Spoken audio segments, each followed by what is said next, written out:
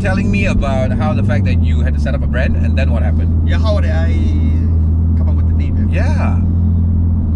Well, I wanted something original, something cool, not like Remus sticker. Limit what I do, man. That's so lame, man. No. Actually, that could have been quite a Remus sticker, imagine, man. Yeah, yo. Or like whatever ABC sticker or whatever. Okay. Okay. So I wanted something original, something cooler. Right. So a place that people can hang out, nothing too serious. Yeah. You know, everybody's happy doing what they do. Yeah. So I love motorsport. So I came out with motorsport and playground. Did you coin this on your own? Yes, definitely, man. Just sitting down one day and I had a scrapbook. Any other names? When I googled. I'm sure you had more than one name, bro. I have to look back, man. I would love to hear, man. I have to look back what I remember.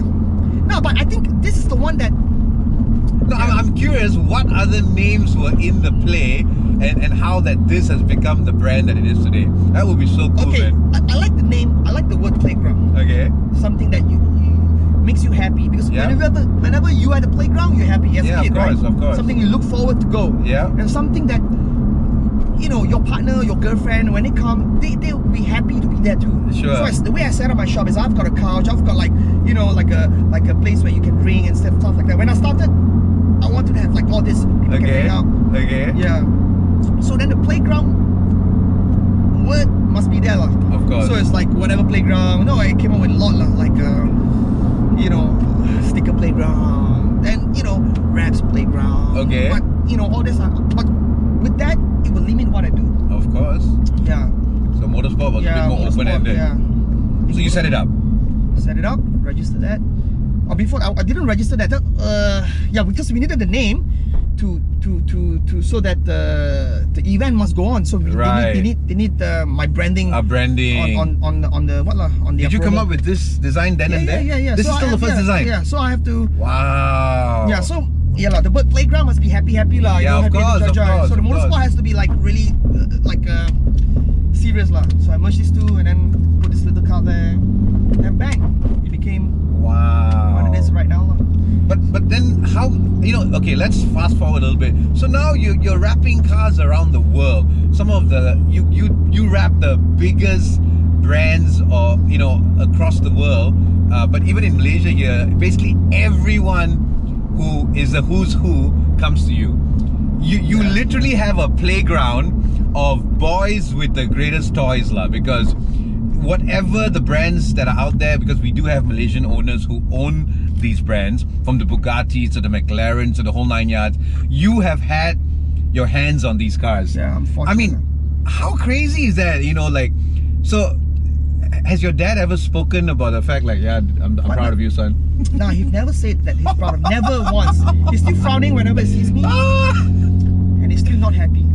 But he's never happy. So what keeps you going today, man? Like what's the drive? Like, I mean, it's amazing because we started working about the time you started as well, and you've wrapped all the cars that I've had, my vans, my event cars and all that, and I don't know who linked you to me. I can't remember now. Do you remember?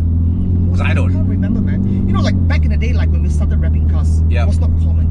Nobody was doing that. No. When we started wrapping cars, people were telling me, Remus, are you crazy? Why are you wasting your time? It's right. Pain. People are saying that this is stupid, this will never work, man. Right. They were telling back in 2008, they were like, come on, don't waste your time lah. Right. Come on, Remus. They were like laughing at me, bro. Of course. They were laughing at me because no one was doing that. I understand. Because we have to spare. Back then the technology wasn't that great and the stickers weren't air free. So we have to apply it really slowly. Oh. Very slowly. Now, there's so much technology in a single sheet. This air free, so the bubble will go off easily. Are you serious? Yeah, it's called. I didn't know this, dude. Yeah. So back then we have to do it so slowly. Sometimes with water, wet application. That takes like to wrap a car maybe like took us really long, man. Really? Yeah. Yeah. So when we finish doing the whole car, then people start to be like, whoa, this is achievable. Wow. Yeah. So you have seen the wrap technology from these earliest days. Correct. So wait, when it came to Malaysia, or when you started actively doing it, how mature was the wrap business, even say in the States or? Wrap started for. Thank you. I was going to ask you that. Yeah. Okay, wrapping cars started with fleet, commercial vehicles. What It's how year? it started. When? I mean, back in the early days, probably like late 80s. Really? Back in the day, people were still probably like airbrushing.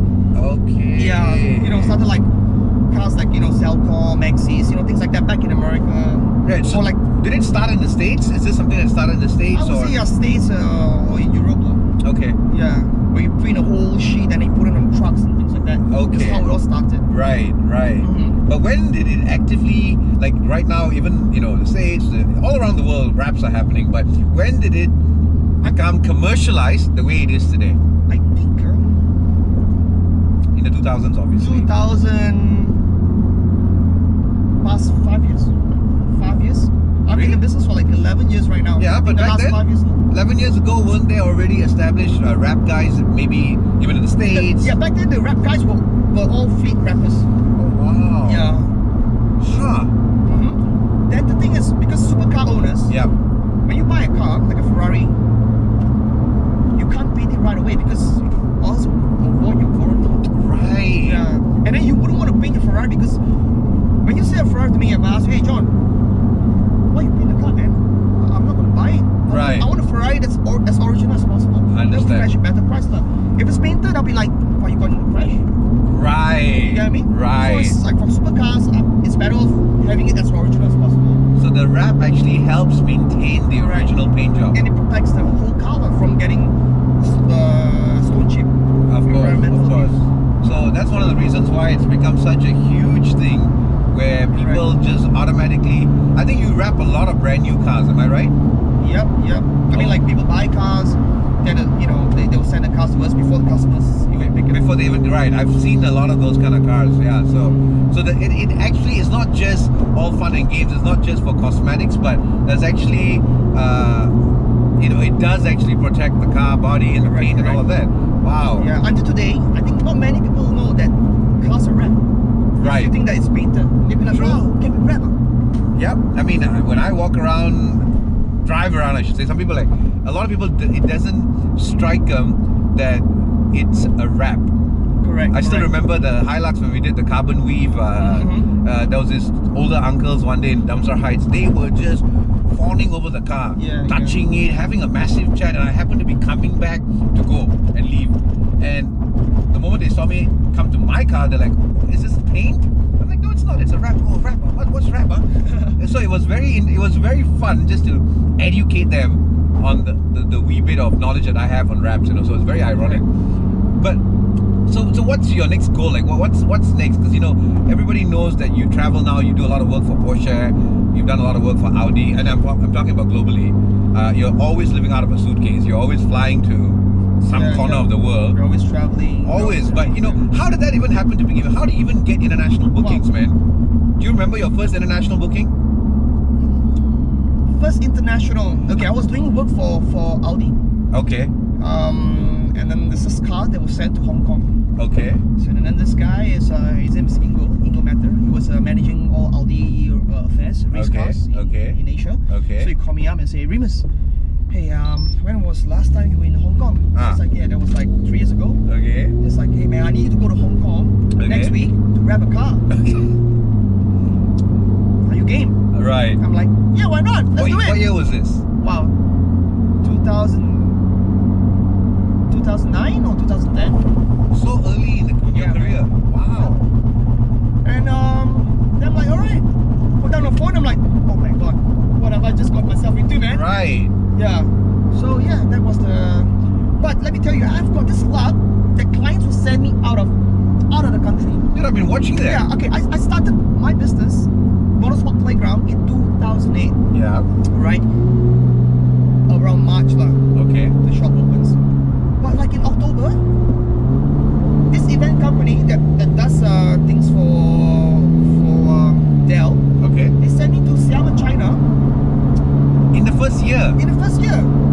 Oh. I had 2 racing simulators at the shop, for my customers to play lah.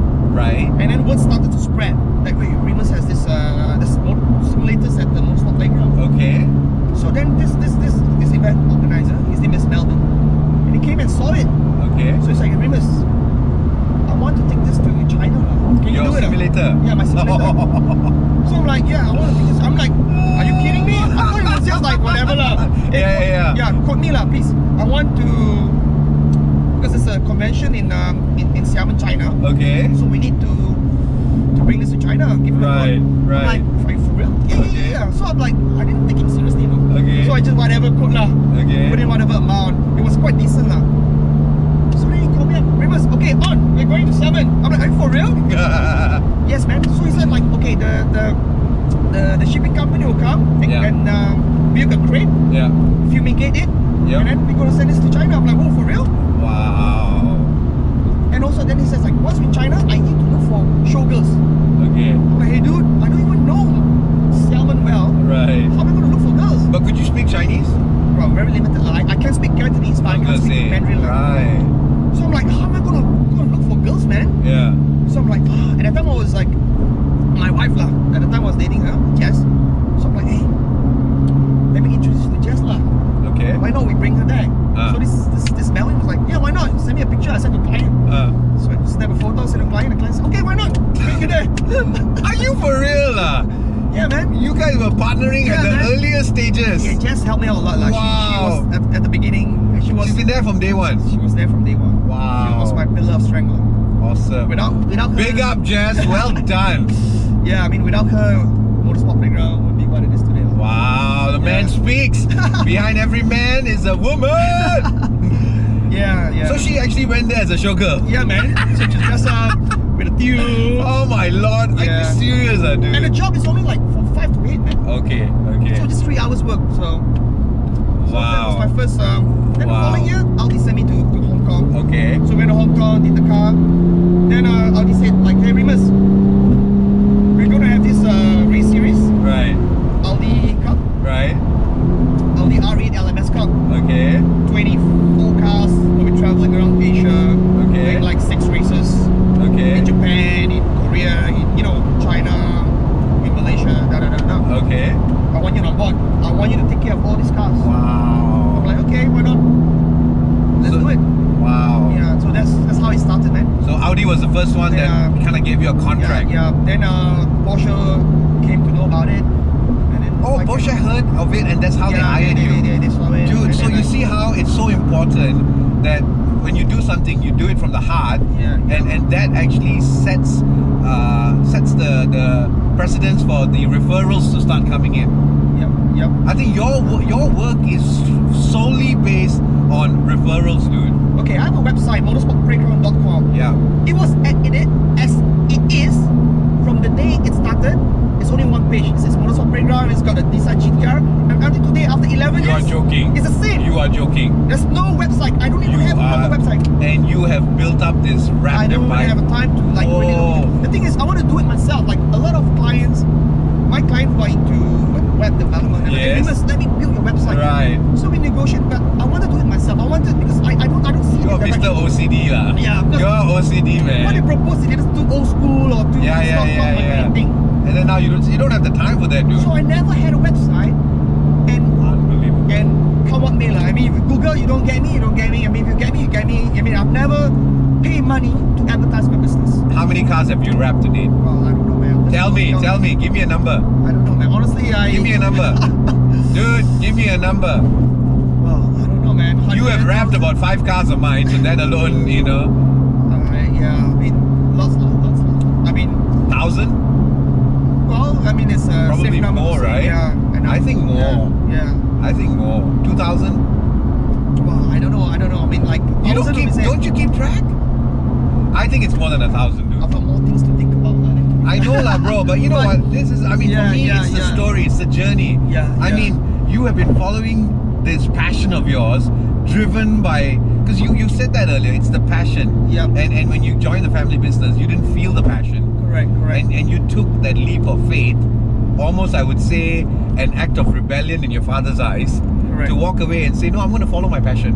Yep. You know? I think today, we are not really in good terms. No, you know what? And I completely understand. Your dad, being a father, being a business owner, and the quintessential Chinese businessman model is, I build an empire and I train up my next of kin, my heir to prep for it. So, from his standpoint, he didn't do anything wrong. Correct.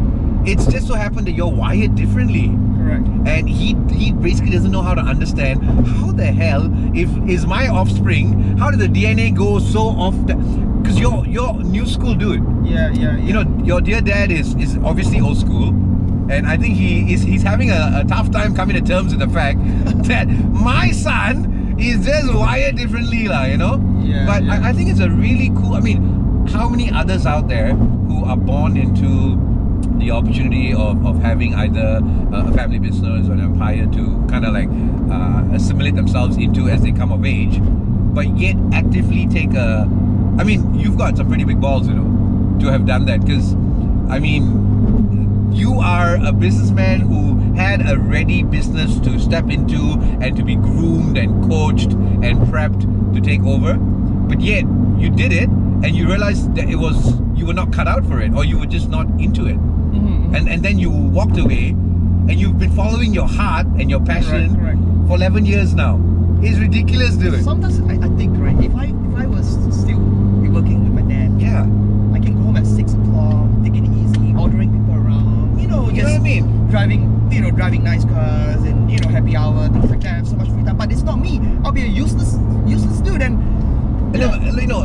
let's look at your team now. You've got this amazing batch of young men and some young women, not just Malaysians, but even your foreign boys. Yep, and yep. we just overheard, or I overheard you mention that Nasir, your Bangladeshi, has been with you for how many years? 11 years, man. From day one. Yeah, from Now, day one. I don't even know what his background is, but you have invested in this man's life Correct. today that he is one down from you, and he's, I would say, an expert rapper. Correct. He's an expert. Everybody knows him. He walks into Porsche. Everybody knows him. He walks into Proton. He walks into I mean, Toyota. look at the difference that you have made, if not in one man's life, but many others as well, because there's so many of them. But him, that guy knows a craft that he knew nothing about 11 years ago. Correct. And look at, you have made him a professional. Correct. Is he educated? Well, I mean, not really. You see what I'm saying? No, After high school, I'm yeah. trying to look Yeah. at what, so it's the same way like what I do as well. Some of my suppliers, the Bangladeshi boys, they have come here with nothing much in their hands. Correct. And look at the journey that look at this journey you've created for him. Correct. So I think, I mean, one of the reasons why I brought you on was not just for you to share your story, but it's just that I've watched your journey because I've been working with you for as long as we have, and it means that I've actually been working with you from the day you started. I didn't know that, because I think I started hiring you back in 2008, about there, and not knowing that was your early, because you looked so established. I just assumed you were in the business as long as I have been, but it's been an exciting journey. I mean, if I may say, you're wrapping cars for the Sultan down south. Who's huge in motorsport, Sultan of Johor. But what people don't see is the journey behind all this, what we've been doing behind the scenes. So you were just telling me while we were fixing this about the fact that you're on the floor, Nasir is doing his thing, and boss and right hand man working hand in hand. No hierarchy, no ego. Yep. It's all left on the floor, and people come in and they're like, Remus, what the hell are you doing on the floor? I mean, like in motorsport program, if you walk into motorsport program, Yep. if you don't know who I am, Yep. everybody dressed the same. I'll Of be course. like this Of t-shirt course. for the past 11 years. Of course. Everybody dressed the same. Yep. In shorts, in this black tee. Yep. And nobody knows who's the boss. Yep. I've got people who come to me and say, hey, I know your boss. You give me good discount, huh? I know Remus. I'm looking at him like, okay, I asked my boss. Like, yeah, I know your boss. His name is Remus. Oh my god, Okay, dude. okay, bro. That's some funny shit, man. Yeah, man, that's funny shit, man. No, because the thing is, you're so unassuming. You really are, and I think that's the beauty. That's one of the reasons why, allow me to say this, why you're doing so well is because you're still very humble. You're still very approachable, and I think people can see the relationship you have with your team, and you treat them as equals. Correct. You treat your boys and girls as peers. I have never seen you treat them like, I'm the boss, you do what I do. I see a very happy environment among your team. But sometimes when things don't go well, I explode. No, I do it, but you see, the difference about that, Remus, and the same goes to me, I explode when I want it to be done my way. Correct. But my team knows that I care for them, I love them, Correct. and I will always fight for them. Yes, correct. And I think you're the same. I think you are the same. I mean, we are very demanding, we push the boundaries, but we're very fair.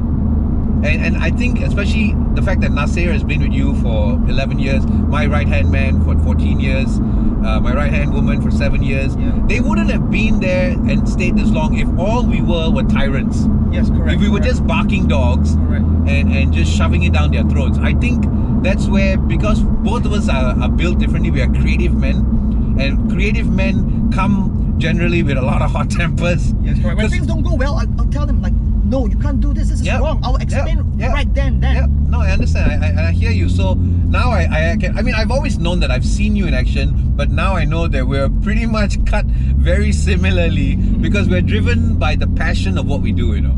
Right. You know. So I think that's amazing, man. Like, I mean, so what's next? What else do you have? Any goals? Any dreams? I mean, because you are busy round the clock. You're as busy as I am. You're traveling more than I am. You live out of a suitcase so much, and yet you've got an amazing team here who's still getting cars done round the clock on the dot. What's next? I think I'm given a good opportunity. I mean, we work with 3M very closely. Yep.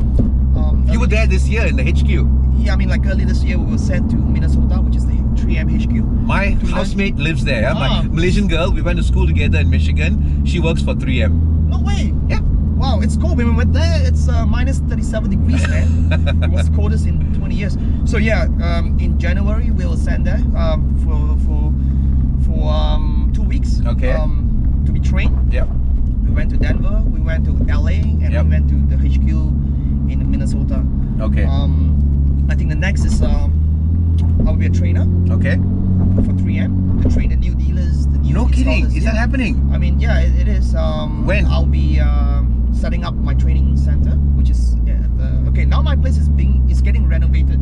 The current place. No way. It's already started. The upstairs is just being demolished lah. So slowly we're gonna have like a proper 3M training center. That's awesome. Yeah. So it's And they are giving their mark of approval, like you are certified. Yeah. I've been certified since I was the first in Malaysia to be certified as a I didn't know 3M this. car rapper. Yeah. When did that happen? Wow. Well, I think I've got but I never put up the certificate. I mean, I was gonna say, dude.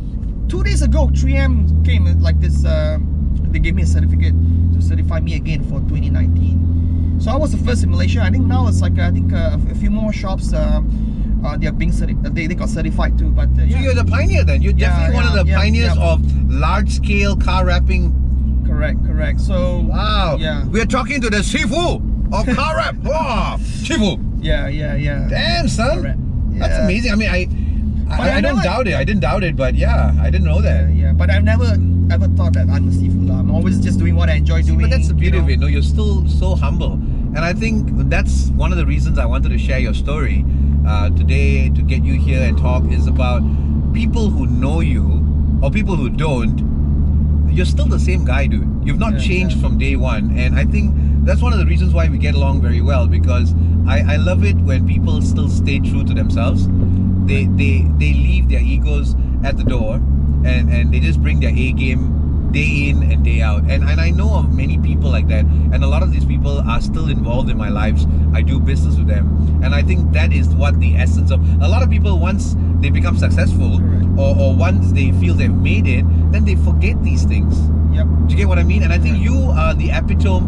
You're a walking example that, I mean, dude, you get flown around the world to wrap some amazing cars. And for anyone who is driven by motorsports or is into cars and into fast cars and all that, you are a great example. And yet you're still here. Nobody would believe that you are who you are. You're still so humble. You refuse to accept the accolades thrown at you. But in reality, it is what it is. You have earned the respect of not just 3M, but some of the biggest guys in town, from the billionaires of Malaysia to the multimillionaires, who are coming to you. And you know the beauty of it, I've heard you say so many times, you've talked about these guys like they're just your macha. We just hear of these guys, okay? We know of them, but you know them, and you know them on a personal level, and you personally have said, that guy is a great guy, or that guy is such a nice guy. Dude, you've said that so many times of so many people. I don't even know them from Adam, but their personalities, or they're well-known guys, or they're business titans, they're icons. And you get a chance to work with them, and you see the other side, you see the boy in them. Correct. They come to you as little boys, who are still like, yeah, you know, boys with their bloody big toys. Those guys are, when they're up there, they're very humble. They call me up.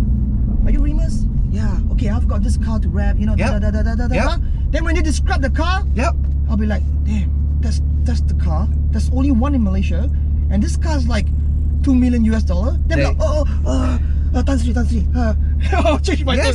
But like, he's calling me up, like. And they're calling you bro half the time. Yeah. Everyone is broing the hui And when they're up there, they'll be like, Remus, don't call me Tan Sri, just call me by my name or call me bro. You see what I mean?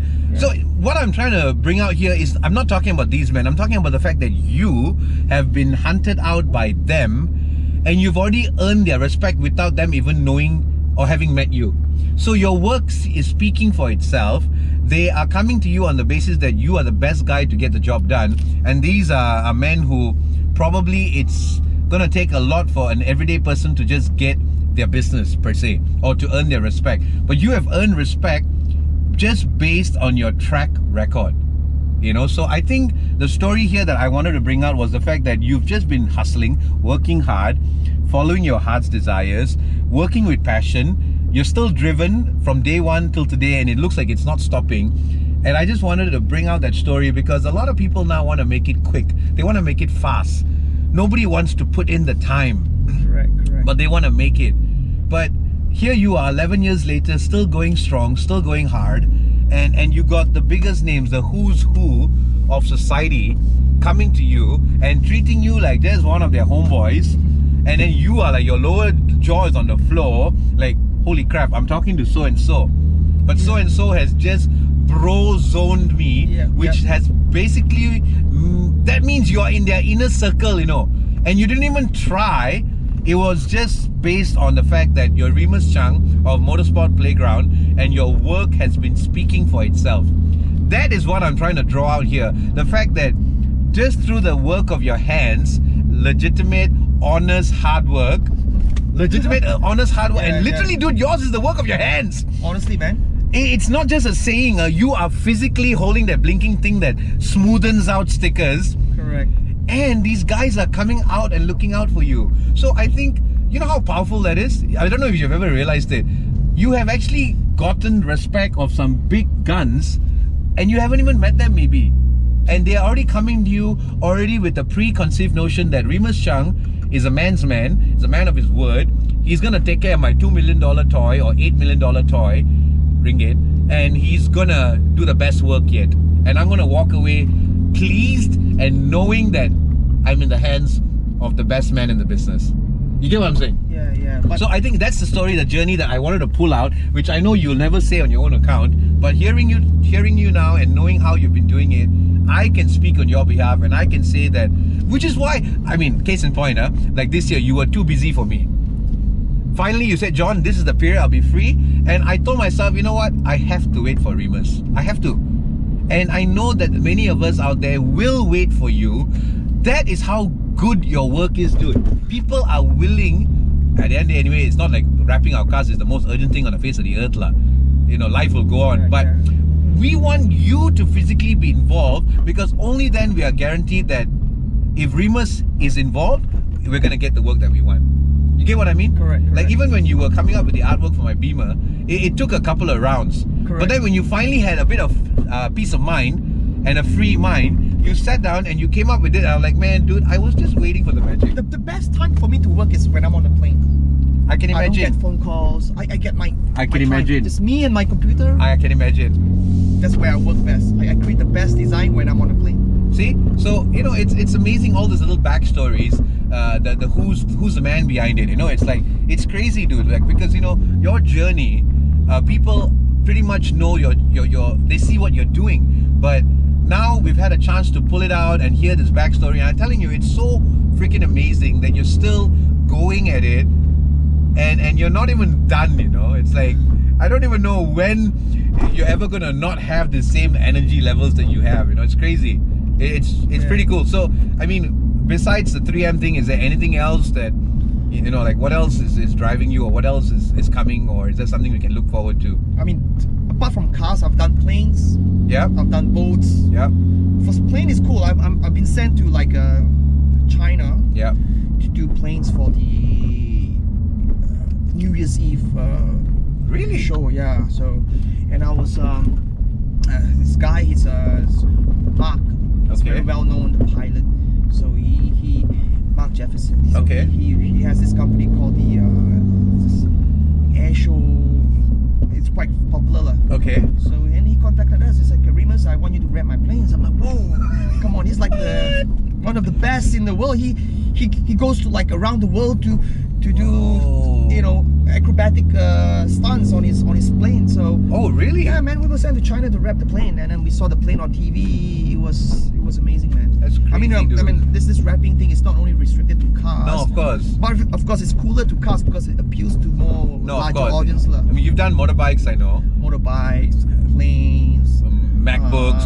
yeah, MacBooks. Anything you want us to rap. I've seen you rap just about anything, man. It's man. Like anything you want me to rap. I probably need to bring my mountain bike and get you to do some magic, like. You know? Yeah. Have you rapped bikes yet? Yeah, of course. Bicycles. Of course. Yeah. I mean, like Specialized. You've done. Yeah. Specialized. Bring No bikes. kidding. Man.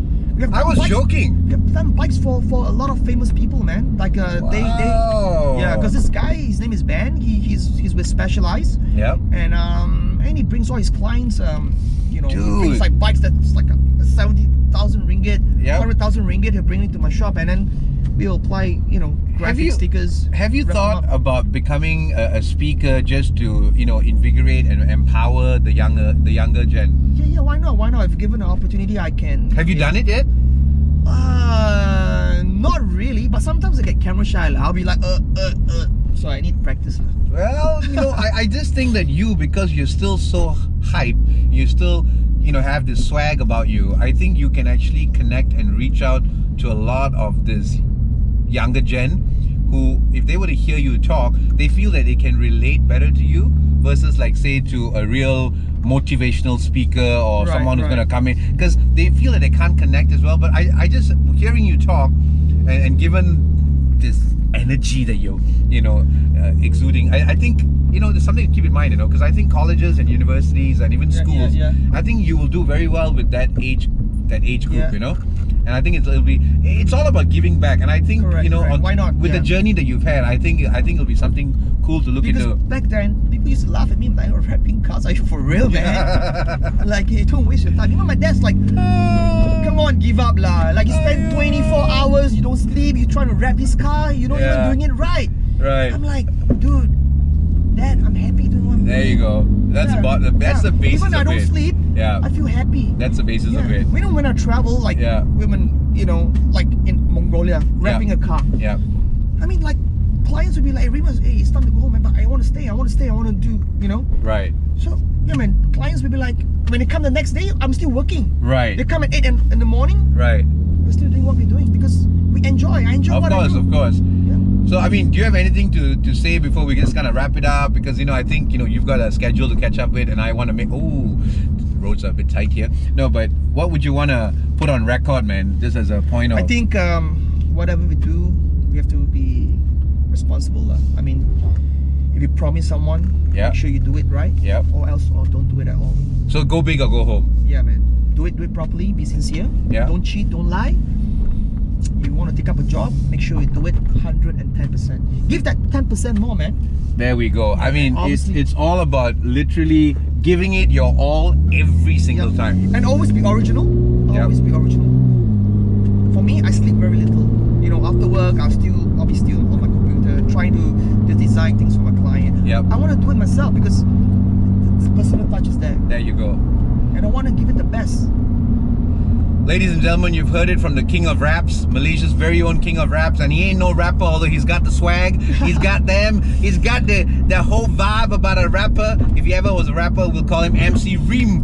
But this is Remus Chang of Motorsport Playground, who shared his journey as how passion and a drive can actually put you on the world sphere. This guy is going around the globe rapping cars and planes, as we've just heard. So what a journey, and I truly hope that somebody has gotten something out of this. So if you want to rap anything out there, this man can rap it for you. Alright, my name is Jiggee Jon. This is the Jiggee Jon Show, episode 5, Carpool edition. Remus Chang, thank you very much, brother. Been a pleasure. Thanks for having me. And we will look forward to more cool people in the hot seat and work on these GoPro issues. Yeah. Peace. Yeah.